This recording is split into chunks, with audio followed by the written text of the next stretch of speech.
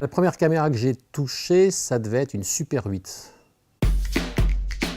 On m'a appelé pour tourner un sujet en croyant que j'étais caméraman et j'étais photographe. C'était encore des Kurdes qui faisaient une grève de la faim à Neuilly. J'avais aucune idée de ce qu'était une Betacam. Je suis monté chez un ami qui s'appelle Christophe Barrère, qui avait une caméra. J'ai potassé toute la nuit le mode d'emploi.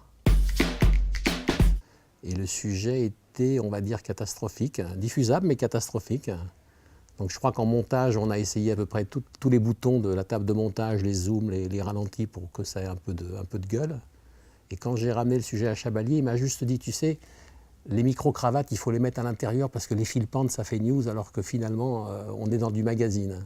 Et il m'a dit, le sujet, je crois qu'on va essayer de le booster un peu avec un commentaire un peu musclé. Et c'est lui qui a fait le commentaire.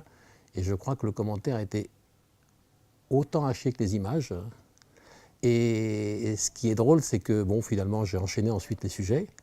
Et aujourd'hui, quand je donne des cours à Sciences Po, à la fin du premier cours, je passe le sujet, que je montre nulle part ailleurs d'ailleurs, et je leur demande ce qu'ils en pensent. Et ils me disent toujours, ils osent pas dire grand-chose. Et à la fin, je leur dis, sincèrement, c'est un très mauvais sujet.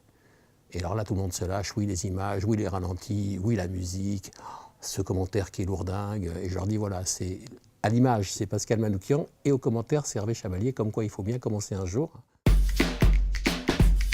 Alors mon conseil à quelqu'un qui prendrait pour la première fois une caméra, c'est de se faire plaisir. Si on n'a pas, quand on tourne, les poils qui s'hérissent, c'est qu'on est encore concentré sur la technique et on n'est pas concentré sur les images qui valent.